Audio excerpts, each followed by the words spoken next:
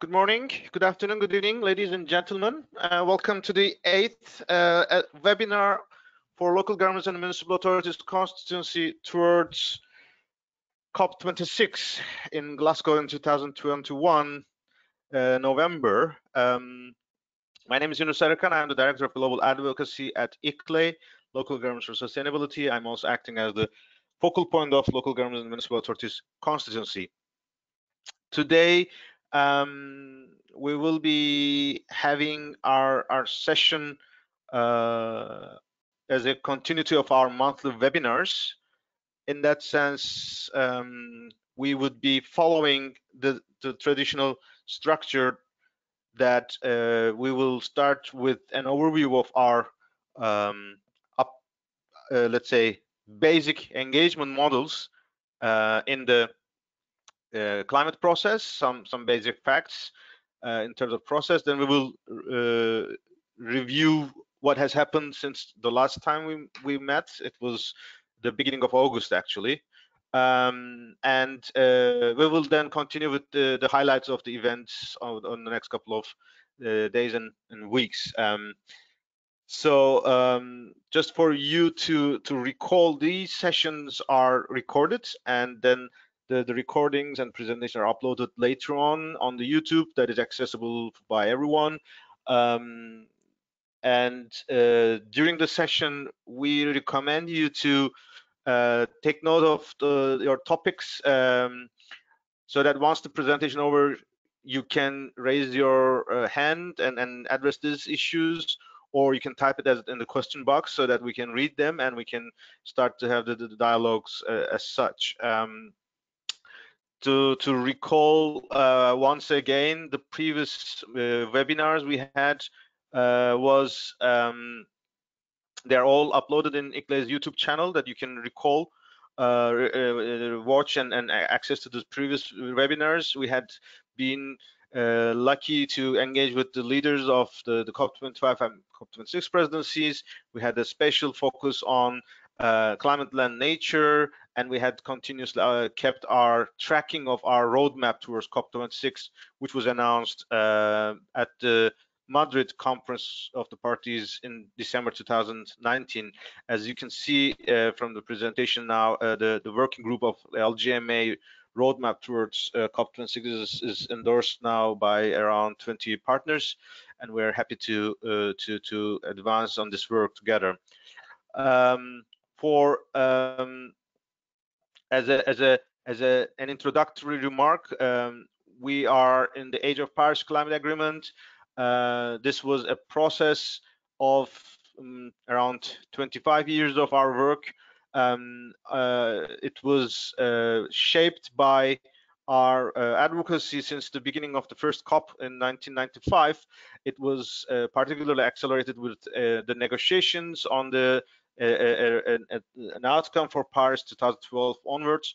We have worked with Friends of Cities at the UNFCCC, and we have been involved in the UN Climate Summit in 2014. All of those contributed to our outcome in the Paris Agreement, where the preambular paragraph 15 particularly recognizes the importance of engagement of all levels of governments. That means the voluntary climate action work of local and regional governments over the past 20 years has now become an official agenda or an official part of the global processes. Therefore, it's not anymore a voluntary work, but it is our duty and responsibility. This has opportunities, and this has obviously requirements that we have to follow.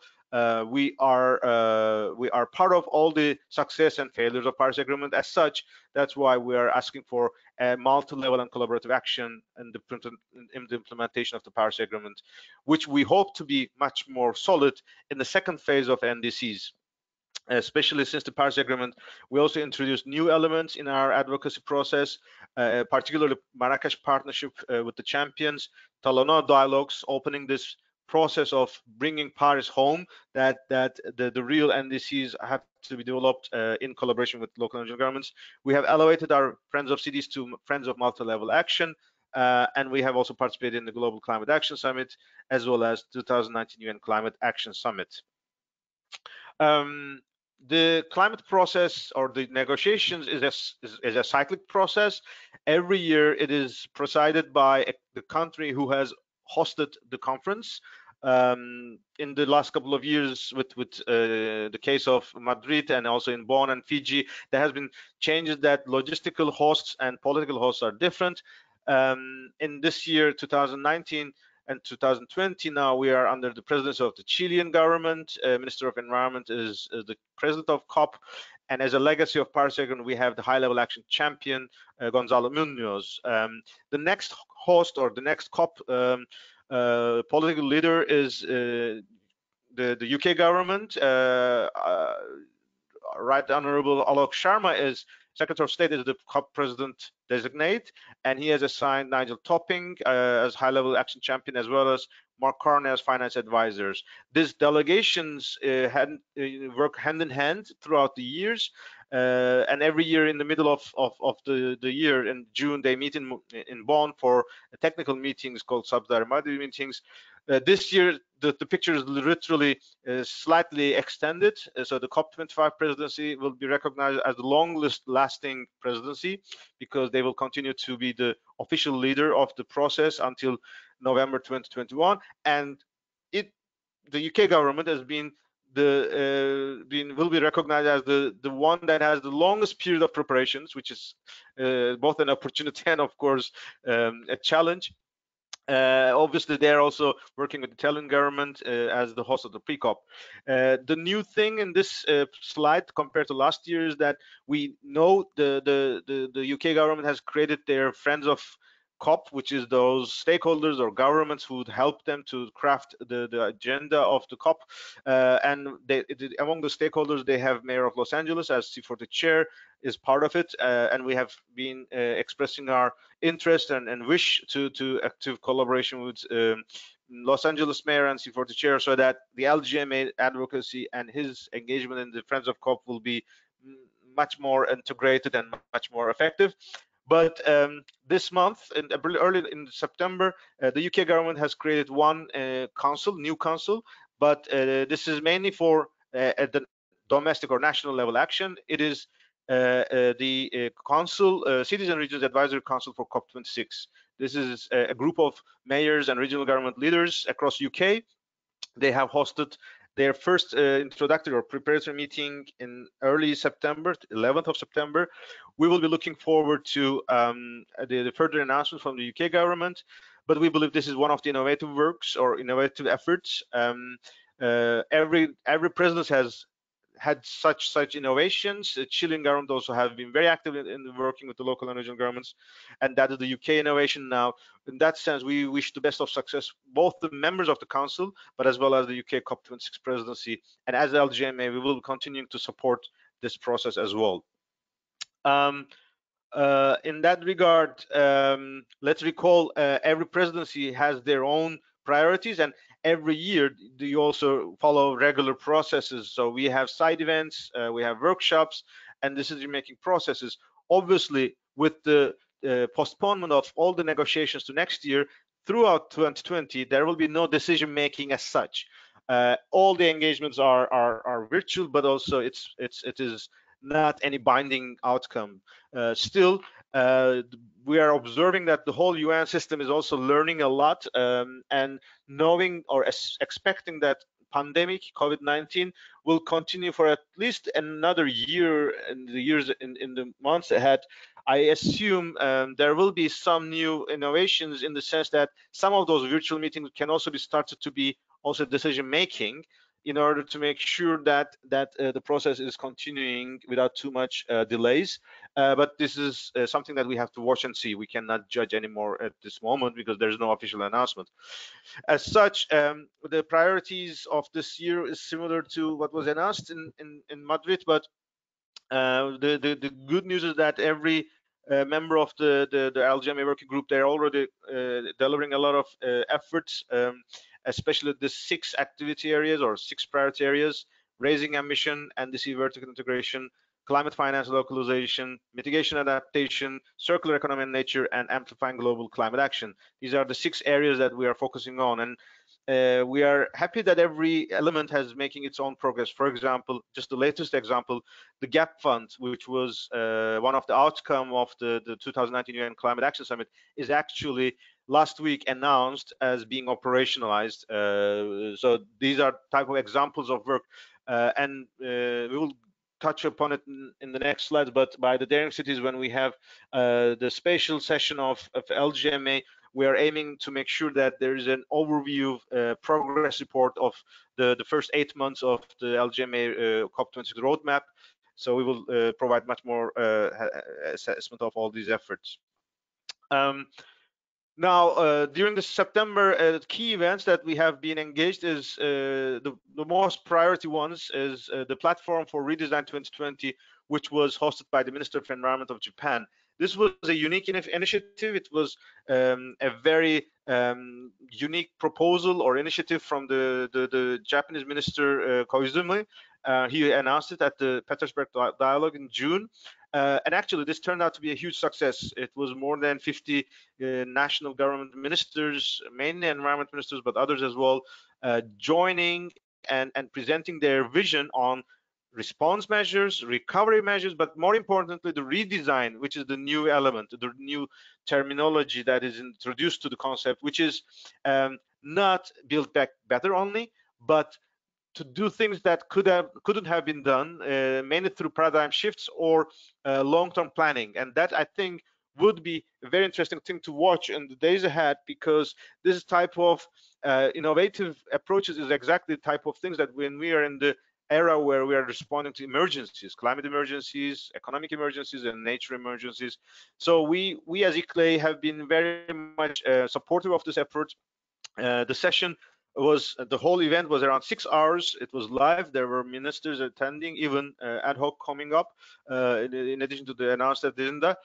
During this 6 hours, there was one session reserved for stakeholders. In that sense, the local and regional governments were represented by Kobe Brandt as the regional director of ICLEI Africa, not only as a stakeholder constituency of local and regional governments, but also presenting the voice of Africa in the space. That was a very nice, let's say, diversity and combination. During that session, we also heard inputs from Mayor of Yokohama as a Japanese stakeholder, also supported by ICLEI Japan. On the website of the Redesign 2020, you can also see video message from a diversity of stakeholders. From LGMA, we're happy that we have already started with ICLEI, first Vice President Kathy Oak, but later on Regions 4 and C40 also uploaded their video statements, and this process is still open for contributions from the other partners and stakeholders. So feel free to reach out to the Japanese government so that your voices are heard there. From ICLEI side, we would be keen to explore further what does this mean as the redesign in the local context as well, in the months and weeks ahead. September has always been an important agenda for the global advocacy or diplomacy, because this is the moment where heads of state of the national governments come together at the General Assembly of the United Nations. And this is the moment where heads of states or governments deliver their remarks. This is, let's say, not a negotiation as such, but every national government or leader expressing their priorities and visions on the ongoing agendas. And every summit or every General Assembly session, there are also specific events. That was the moment, for example, where we had climate summits, so that presence of heads of states could be used so that they also engage in this additional discussions. This year, three main agendas were visible very clearly. First of all, the official agenda had a special focus on the 75th anniversary of the United Nations. So this was a year-round mobilization that United Nations invited all stakeholders to express their vision or experience about what is the multilateralism, what does it mean for stakeholders, citizens of the world, and what is their wish for future, especially towards 2045, where UN will celebrate its 100th anniversary. In that sense, local and regional governments were also particularly engaged, in particular through Global Task Force. There was an impressive report prepared. It was released by a website with interactive messages, videos as well. So we encourage you to visit this. If we look at this UN 75, what key things came up was that especially the statements from UN Secretary General was remarkable in terms of encouraging national governments to embrace multilateralism much better, much more, and especially to turn it into action in the era of emergencies that we're addressing and in the decade of sustainability action. Several national statements were also heard. In fact, during this week, there were two types of heads of state addresses. One was on the UN 75 on the 21st of September. This was limited by 3 minutes, but the others had 15 minutes, which is overall global policy agenda. All of them were virtual, as you can imagine, and there were a number of interesting remarks with the way leaders have presented or showed up into the views or the screens. During the week, there were several announcements. One of them was particularly relevant for cities. The Food and Agriculture Organization, one of the leading agencies of the UN, they launched their Green Cities program, and it is particularly also endorsed by global networks like ICLEI, C40, UCLG. This is important because next year in 2021, the United Nations Secretary General will be convening a food system summit.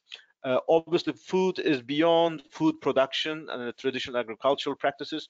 There is an aspect of food security. There is an aspect of healthy food. There is an aspect of food waste and food loss, which is encompassing other elements or other agencies of the UN. Therefore, having a UN Secretary General auspices in this food system summit is valuable and important. So this FAO news network would probably be very helpful in addressing or working towards this upcoming event as well.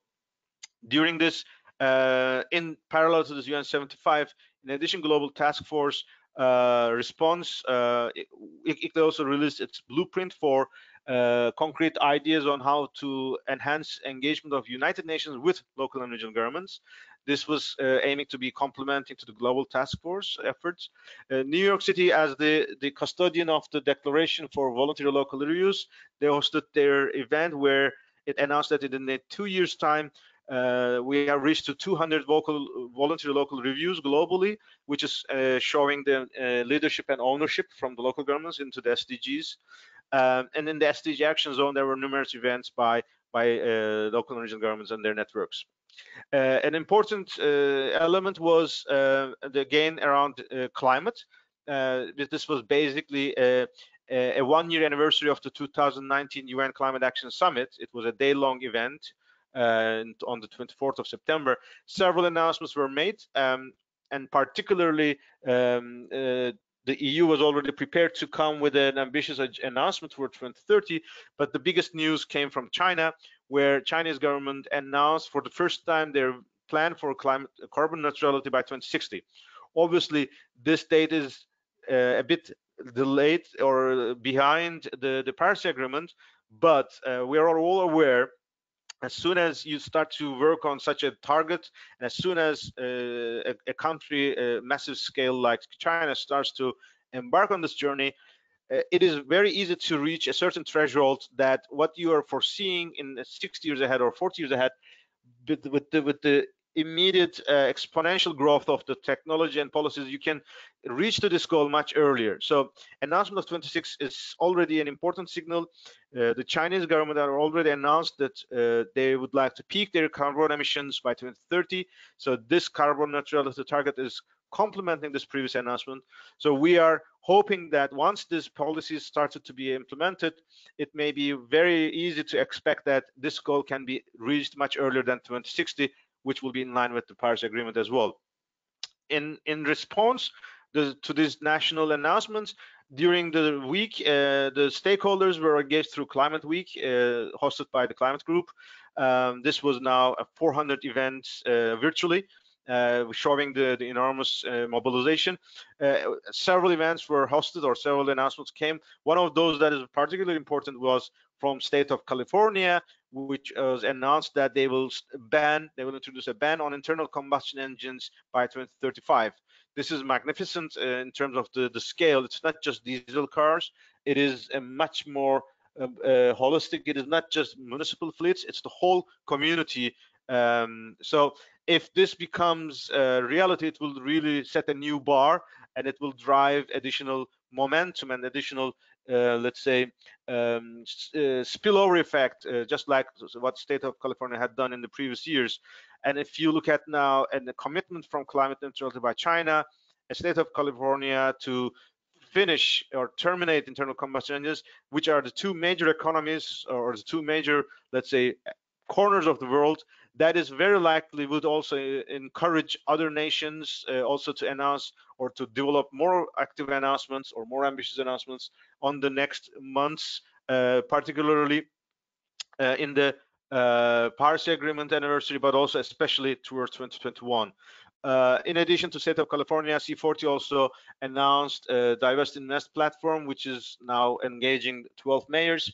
This is also very topic that ICLEI is also working very actively. Our list of pioneers of climate ambition already shows that we have more than 40 members within ICLEI network who have committed for divestment. So this announcement from C40 is also complementing our work as such, and encouraging that this agenda will be much more popular in the days ahead. This year's very unique moment was and is still on biodiversity. This is a legacy of the COP14 in Sharm el-Sheikh in 2008, the CBD COP18, where they have asked for a summit of heads of state level on biodiversity, and later on this was announced that it will be during 2020. And this is in fact taking place today, and actually it has already started. So the UN summit, for the first time, heads of state are focusing on biodiversity, are commenting on diversity. Obviously, this is a game changer. If you can recall, the climate agenda was also having these challenges or opportunities in 2009. The Copenhagen summit was maybe not, it was the time that the world's heads of state were not ready to discuss climate as such, but it was an important lessons learned, so that by the time we reached 2015, it was much more impressive. And there was an effort that the COP in Kunming next year would be the Paris moment for biodiversity.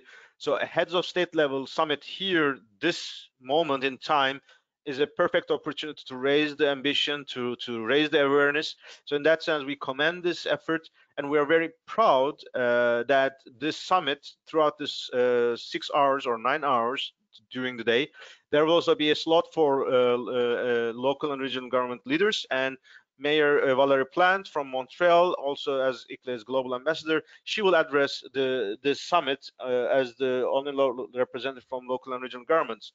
As such, she would be our constituency's voice, and she had already been steering a number of action and advocacy over the past months in her capacity as ICLEI's global ambassador. So that will be an important moment. The speech will come by 4 p.m. in the New York or US Eastern Coast, which is around 10 o'clock in European context. But all the messages will be available on the webcast of the UN. In preparation to this heads of state summit, a number of institutions, particularly led by UNDP, have gathered for an initiative called Nature for Life Hub. This was 4 days of engagement, interactions, sessions that highlights the value of nature, nature-based solutions. And ICLEI Cities by their Center also provided contributions of local and regional governments. As such, cities engaged in the Cities with Nature program, starting from Tirana to Bogota, from Montreal to London, mayors, deputy mayors, or experts were engaged in these sessions. And that was also again showing our leadership and proving that a deal for nature can only be also meaningfully delivered if they also engage local and regional governments as such. And the last important element of this, let's say, mobilization around biodiversity at the UN High-Level Week is, in fact, 2 days ago, moderated by WWF, there was a leaders pledge which is signed by more than 60 heads of states and stakeholders. This was an effort to raise profile of biodiversity, again, to influence the UN summit. In that regard, Mayor of Montreal and ICLEI Global Ambassador has announced ICLEI's endorsement to this Leaders Pledge, as well as Mayor of Bogota also expressed her announcement. So these were remarkable moments, and again, key elements of global advocacy over the past couple of weeks that we have seen. This month, again, biodiversity space was very active. Scottish government, who was the host of the Edinburgh process for post-2020 global biodiversity framework in terms of engagement of subnational governments, they have announced the Edinburgh Declaration, which consolidated months of interactions and consultations. And this Edinburgh Declaration is now open for endorsements by networks or by cities and subnational governments. It was very timely because that came just before the Biodiversity Summit. So we believe this experience and will also help us to elevate our voice as a constituency. And obviously, since knowing that COP will be in Glasgow, the Scottish Government engagement in the biodiversity process will also help us to bridge the nature agenda to the climate agenda as well. So we are very happy, and we commend Scottish Government and all the partners, including ICLEI, Committee of the Regions, Regions 4, and all the other networks who are involved in this process as well. Over the past weeks, we were pretty active in developing or further clarification of the climate action pathways of the Marrakech Partnership. You may recall this was a group, thematic groups that was continuing the legacy of the past year. For the human settlements group, we were focusing on waste and consumption and built environment. Waste and consumption was the newest, let's say, subsector that was adopted this year. Therefore, it is in the baby steps, let's say, compared to other sessions or other thematic groups. Over these weeks, we have made progress in terms of what do we mean by waste and consumption. It is a zero waste with holistic approach, promotion of circularity. It is a 1.5 degree living styles in terms of materials, goods, as well as procurement elements. It is social equity, which is access to citizens, participation, as well as offering opportunities, especially for those disabled communities who are disadvantaged from the decline of a fossil fuel era, so that the opportunities of transition to a 1.5 degree living brings its own challenges, but addressing or putting equity in the heart of this transformation could help us to address concerns of those disadvantaged communities, and that we can create a much more equitable society in days ahead. So these are the type of things we will discuss. We have already listed a number of initiatives, those that are in the NASCA Global Action Platform or those that can come new. During this experience of the past weeks, we have met with new partners like UN Habitat, Ellen MacArthur Foundation, and many others who are in this business, so that the human settlements communities is also expanding.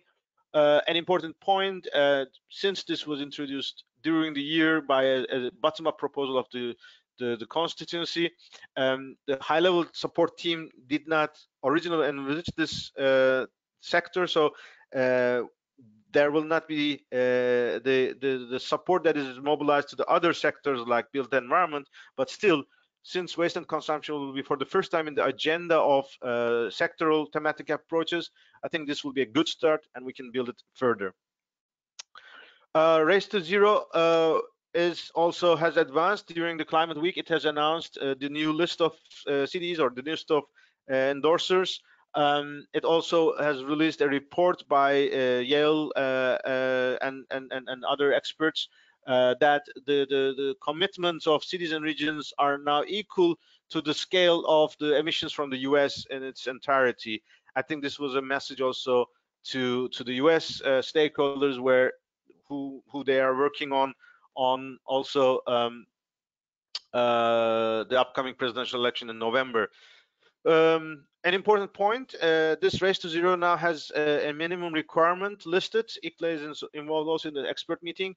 We have seen the list of criteria that is to be applied by all those endorsers, and it has become clear that the champions will ask all these signatories to prove their compliance with all these criteria.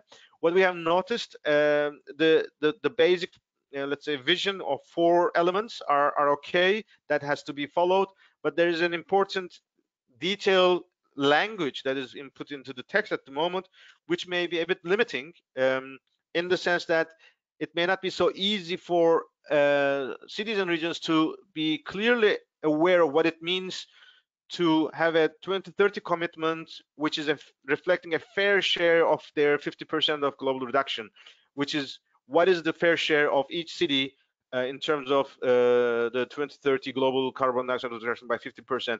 We believe this is a bit ambiguous. Ambiguity could hinder such a commitment or such a plan. Therefore, we have communicated already to champions our suggestion that this text is revised. It's not a revision as such, but it's an amendment, so that those signatories in the Race to Zero could still be acceptable as long as their targets for 2030 that are compatible with IPCC spatial report on 1.5 is available, so that it is not a must, but it is rather an encouraged or motivation. Because we are aware that there are hardly any cities, or let's say the number of cities who would be able to have this information would not be that many, and if they are excluded, this would also reduce the credibility, or let's say raise questions about why those cities are kept outside. So this is a proposal from our side. We would look forward to the team of high-level champions and UNFCCC so that this amendment could be acceptable, so that we can comfortably announce hundreds, if not thousands yet, but hundreds of cities literally can be compatible or can be acceptable under the Race to Zero commitments. Over the next couple of weeks, we will be very, very actively involved in a unique experience. For 3 weeks, we will have a mobilization of urban leaders that are tackling on climate emergency. That is the global virtual forum that ICLEI and City of Bonn is organizing. This is branded as Daring Cities. So the agenda is out. We have 4 plenaries and numerous breakout sessions. In its entirety, we will have more than 80 sessions, more than 300 speakers, and around 3,000 registered participants are expected to follow all these events. In particular, on our constituency, we will have 1 plenary reserved for climate neutrality. This would be branded as TEDx Daring Cities. That TEDx is a global mobilization in October, on the 10th of October. So several participants of TEDx will also appear on the 14th of October. That will also be from the morning until the evening, 3 sessions, so that we can cover leaders from Oceania, from Asia, Africa, and Europe and Americas, so that they could express their vision and experience on how they go to climate neutrality. On the 20th of October, there will be a special Road to Glasgow session as a breakout group. This will be a 4-hour event. It will be held in 2 parts. The first one will be a focus on our roadmap towards Glasgow, especially on how we advance on multi-level collaboration. What are the latest examples? What are the implementation models? The preparations like the GCOM guidance on regional locally determined contributions, or multi-level and collaborative practices, or engaging local governments in the NDC process as the guide that is released by UN Habitat. We would like to discuss all these in much more details. This will be the first part of the session. The second will be specific the presentation of the climate action pathways, in particular human settlements, the energy thematic group, the transport and land use. These are the most relevant sectors for local and regional governments. So this would also be an opportunity for inputs and feedback from the Latin American cities and regions. We'd like to make sure there is appropriate language opportunities in terms of breakout groups. This would also be a model so that such a consultation could be held in other regional events. For example, Locks for Africa in November is also planning for such a model. This is an opportunity or innovative opportunity so that we could replicate this experience, so that in the future iterations of climate action pathways, we can get more active engagement of local and regional governments. So we are very eager to see the success of this session as well. Obviously, the Daring City is now open for registration. You are able to attend all the other sessions, not necessarily only to these LGMA related ones, but it will be very helpful to focus on others. We encourage all the participants to register themselves into the daring cities. So the last section of today's presentation is that over the next couple of weeks, we will be having a number of engagements. In fact, today is one of the peak days of the year. We have the UN Summit on Biodiversity. We have Mannheim European Sustainable Cities and Towns Congress started, and we have Urban 20 also. The summit is starting with the side events today, and it will continue the next 2 days. So it's a very busy agenda for local and regional governments today. As we said before, at 4 p.m. Eastern Time, Mayor Valerie Plante will also appear in the UN and the UN Summit on Biodiversity. Over the next couple of months, we will have Locks for Africa as the regional mobilization in collaboration with the Rwanda national government and city of Kigali and a number of partners. We will have Race to Zero dialogues in November, and we are informed that UNFCCC specific negotiators focused dialogue will also take place in November.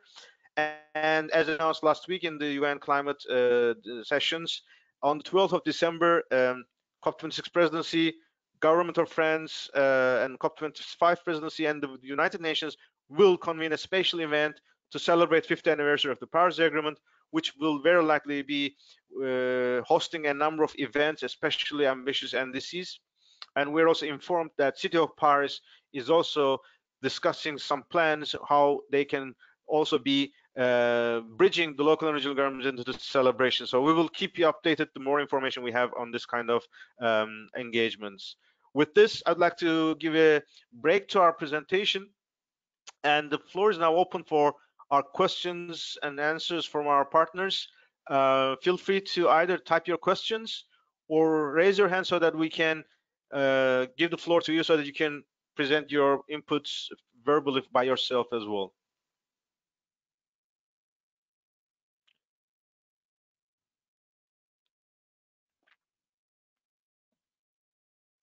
I see a number of colleagues, especially from the European, let's say, networks. So feel free to contribute. I also have noticed Veronica from CC35, where we have addressed their efforts in August, especially with the second local authorities environment forum in Latin America, which was impressive.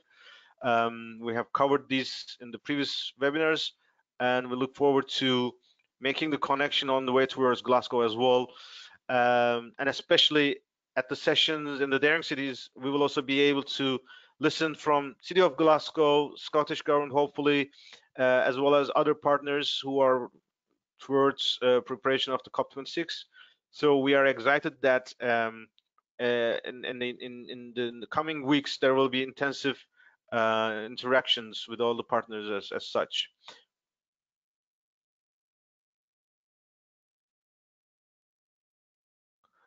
I hear, yes, Veronica Arias wants to intervene. Veronica, please unmute yourself. Okay, can you hear me? Yes, very well. Yes, we hear you, Veronica. Thank you, Yunus. Just a quick update of the Santiago Declaration. In order to proceed and to share with all of the constituency, I would like to let you know that we are advancing in a grateful manner. We have already 6 or 7 cities that have endorsed already, and that we are passing all the declaration through the all rest of the cities. So we hopefully have all the endorsement of Santiago Declaration by the middle of October, and then we will we can share with all of you the declaration because this is very important to let you know, because the declaration have different agreements and articles supporting the decarbonization goals for the cities that have endorsed, as well as some of the articles are related to cities and nature, and waste management as well. So we would like to share with you by the middle of October. This is excellent. So it was an impressive event that you hosted, Veronica, there with all the partners. I think that fits perfectly into our agenda at the Daring Cities on the 20th of October. I hope by that time you can make this declaration available. I think the text is still not publicly available, isn't it so? I remember Guatemala representative was reading the text at the event, but the text was not available. Is it now up on the website? I have to check it, and I will let you know, Yunus, because I haven't entered as well. But I will showcase the declaration as well, and I will talk about that during the Daring Cities. I don't remember, probably it's October 22. Yeah, that we are going to share the panel with another city network. So maybe I will have more updates on that. Yeah, it will also be good to highlight this on the 20th of October, so it doesn't hurt, I hope, so that you can also share this update there. That's great. Congratulations and well done. Thank you. So we look forward to further updates from your side and the Latin American partners as well. Any other comments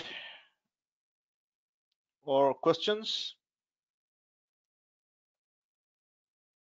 If not, we could definitely close this session earlier than we had foreseen. It never hurts to save some time. We will be saving 15 minutes of our time. Just to recap, today is a busy day. October will be Daring Cities, and in November we will have Race to Zero dialogues. So we encourage all colleagues to join these mobilizations, and further updates will be communicated on days ahead. And you can watch the previous webinars as well as previous presentations on the YouTube channels, and we'll look forward to meeting with you on the 20th of October at the earliest for the special session on the road to Glasgow, and wish you the best until then.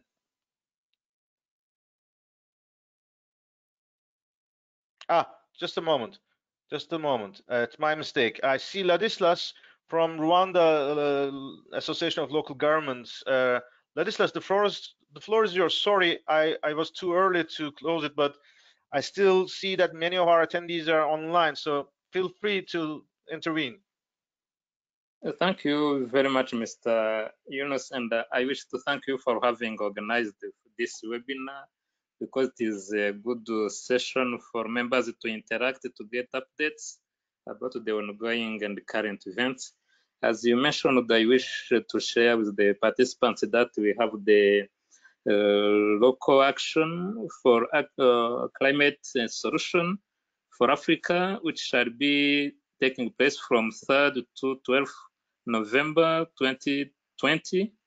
So I would wish to invite participants to inform their colleagues to attend this important session, but also I would wish to invite our colleagues here on the platform, including myself as our organization, to take action on these NDCs, because this is a very important commitment, and we needed to see the role of local government and the municipality in the NDCs, so that they are not only government driven, but also local government and the municipality take active action and initiative to inform and to influence the commitment that needs to be made. Thank you very much. This is great, Ladislas. We are very happy to first of all working with you in this event, but also we are very grateful for your intervention today, because that was exactly what we were hoping, that the messages are conveyed by the hosts. As you mentioned, this is really an important mobilization for Africa. Logs for Africa has been planned originally to be hosted in Kigali, but due to COVID-19, it's turned into virtual like any others. But Kigali will still keep the ownership or leadership of this process. We're very proud of that. Then of course Rwanda is important because it's the first country who has submitted its NDC. We also have seen a number of interesting and important vision for engaging local and regional governments in the Rwandan NDCs, and in that sense we congratulate RWALGA officials for this success. And obviously one of the other reasons why Locks for Africa is important is that it is in the preparatory phase for the next COP, which is in Africa. We don't know yet which country, but this mobilization at Locks for Africa will definitely be an important element for us to influence the African preparations or contribute to the African preparations. So in that sense, we look forward to joining you. We are in touch. I'm very happy that Mayor Aitken, Susan Aitken, the council leader of Glasgow City Council, has already confirmed. We are checking with COP26 presidency and the champion to confirm their participation. There is an initial interest. We are trying to figure out the exact timing of their appearance. We will hope to have this the race to zero, but also climate action pathways session at the Locks for Africa, so that we can have African cities and regions be informed about the climate action pathways in a much more deeper way, so that we can receive a good interaction. With all these, we would be wishing the best of success for Locks for Africa, leveraging the bar higher in the African context on climate action. Thank you. And maybe that's an informal at this stage, but we look forward to have RWALGA joining the local government COP26 roadmap. Maybe we can announce it at this at the conference during Locks for Africa, so that we will be proud to have RWALGA as the regional government or national government in Rwanda also joining the local government climate roadmap towards COP26. Let's work on it together, Ladislas. Sure, we can, and be assured of our support and commitment. Excellent, excellent. That's great. So let me check one more all the participants so that I don't miss any hands raised by anyone. No, I think this time we really can call to a closure of our session. And we thank you all for your interest and participation, and wish you a nice day and evening, and look forward to meeting with you all in the next sessions in days and weeks ahead.